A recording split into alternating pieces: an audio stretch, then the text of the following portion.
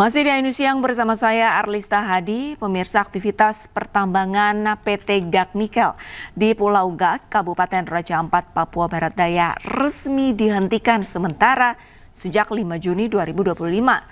Sementara itu pemerintah masih mengevaluasi secara menyeluruh sebelum mengeluarkan keputusan final.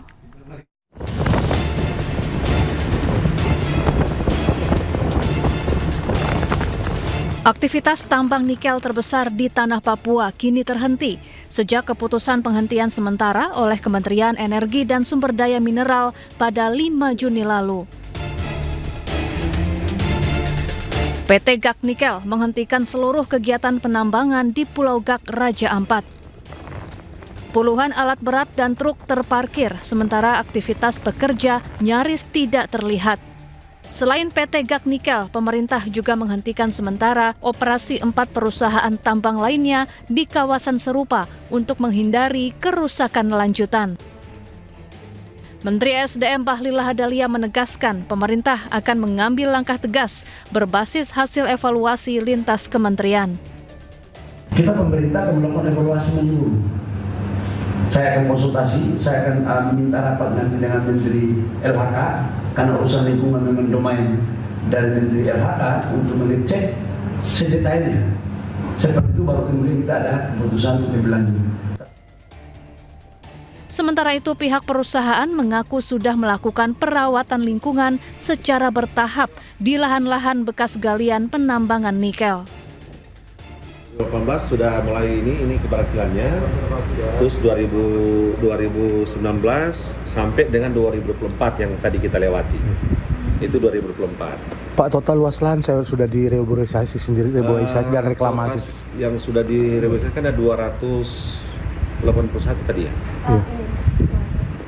263 yang sudah dibuka, 131 sudah reklamasi. 131 sudah reklamasi. Baik. Ya. Terus 59 dia nggak berhasil. Yang ini ya? Betul, ini. Berarti yang dari tahun 2018-2019 sudah terlihat hasilnya, berhasil.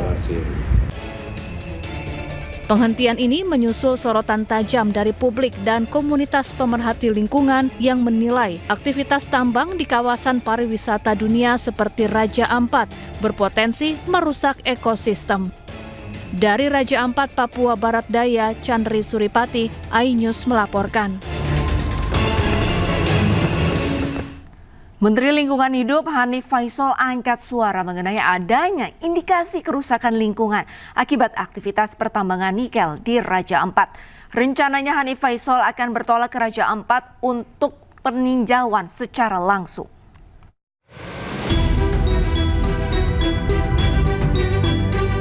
Gerakan tagar Save Raja Ampat tengah menggema di media sosial beberapa waktu kebelakang. Gerakan tersebut muncul atas dugaan eksploitasi tambang nikel di Raja Ampat, Papua. Menteri Lingkungan Hidup Hanif Faisal Nurrafiq pun buka suara mengenai hal tersebut. Ia menjelaskan temuan di 4 wilayah pertambangan kawasan Raja Ampat, Papua Barat Daya.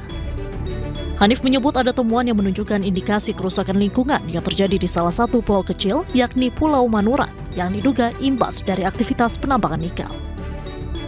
Jadi ini agak serius ini kondisi lingkungannya untuk pulau yang ada di Pulau Manuran ini, yang kegiatan penambangan nikel yang dilakukan di Pulau Manuran ini. Selain pulaunya kecil, pelaksanaannya kegiatan penambangnya kurang hati-hati sehingga ada potensi pencemaran lingkungan yang agak serius untuk di Pulau Manuran ini. Next slide. Ini juga telah dilakukan pemasangan pang pengawasan karena ini sedang kita lakukan tahapannya. Jadi teman-teman sekalian, kalau pang pengawasan itu dilakukan berarti tahapannya sedang berjalan. Mulai dari pengambilan sampel-sampel untuk di lab, kemudian penghadiran para ahli untuk memproyeksikan kerugian-kerugian dan kerusakan lingkungan yang ditimbulkannya untuk kita simpulkan apakah ini lari kepada penindakan pidana perdata. Menteri Lingkungan Hidup bersama tim dijadwalkan akan bertolak ke Raja Ampat pada Kamis 12 Juni mendatang. Usai melakukan tinjauan, pihaknya akan menentukan langkah yang paling tepat untuk mengatasi persoalan lingkungan di sana. Dari Jakarta, tim liputan iNews melaporkan. Menteri Pertahanan Syafri Syamsuddin dan Menteri Keuangan Sri Mulyani mengunjungi melakukan kunjungan kerja ke Kabupaten Nduga, Papua Sabtu kemarin. Kedua kementerian bersinergi menjaga keamanan dan stabilitas nasional.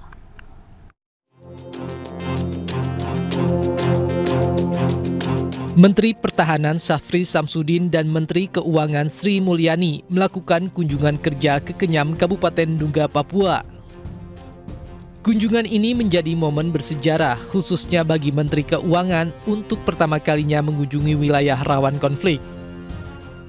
Kehadiran Menteri Pertahanan dan Menteri Keuangan menciptakan komitmen sinergis kedua kementerian dalam menjaga keamanan dan stabilitas nasional termasuk di wilayah dengan tantangan strategis tinggi seperti Papua. Sinergi antara pertahanan dan keuangan negara ditunjukkan bukan sekedar wacana, melainkan sebagai langkah nyata memperkuat kedaulatan dan ketahanan nasional dari wilayah terdepan Indonesia.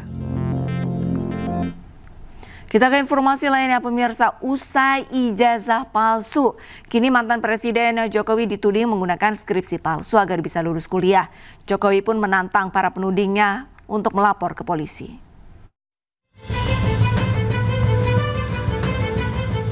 Kisru tudingan ijazah palsu Presiden ke-7 RI Joko Widodo hingga kini belum mereda. Meski Barreskrim Polri sudah menyatakan bahwa ijazah Jokowi asli dan identik. Kini soal skripsi Jokowi yang akan dilaporkan polisi. Pihak yang melapor yakni ahli digital forensik Krismon Sianipar. Jokowi pun menanggapi hal ini dengan santai dan menyebut siap melayani pelaporan dengan baik. Ya, dilaporkan saja. Setelah ijazah nanti dilaporkan, nanti skripsinya dilaporkan.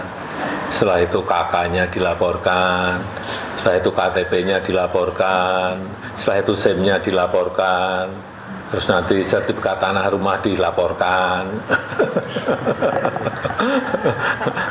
Tak layani.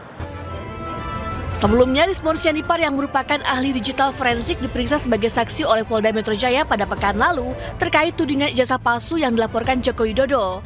Krismon mengaku dicecar dengan 97 pertanyaan. Tim Liputan iNews melaporkan.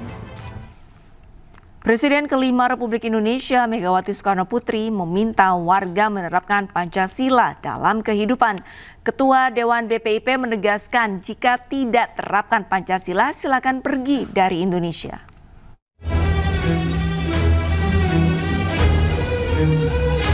Presiden kelima Republik Indonesia Megawati Soekarno Putri meminta kepada seluruh warga Indonesia untuk mengimplementasikan nilai-nilai Pancasila dalam kehidupan berbangsa dan bernegara. Hal itu disampaikan Megawati saat memberikan pidato di acara pameran foto Guntur Soekarno Putra di Galeri Nasional Sabtu kemarin. Megawati pun menegaskan jika tak ingin mengimplementasikan Pancasila agar pergi dari bangsa ini. Kalau kalian adalah Pancasilais, kalau kalian adalah warga negara Indonesia, kalau enggak, please, jangan tinggal di sini. Jadi aja imigran. Jadi kalau kamu hanya lip service dengan Pancasila, kalau saya sih go to hell. Iya betul. Ketua Dewan BPIP ini juga menyoroti generasi muda yang dinilai kurang memahami dan menghargai perjuangan pendiri bangsa. Menurut Mega, regenerasi kebangsaan tidak akan berjalan jika nilai dasar Pancasila tidak ditanamkan sejak dini. Tim Liputan iNews melaporkan. Over kapasitas tempat pembuangan sampah akhir Galuga di Kabupaten Bogor longsor. Informasi selengkapnya usai jeda.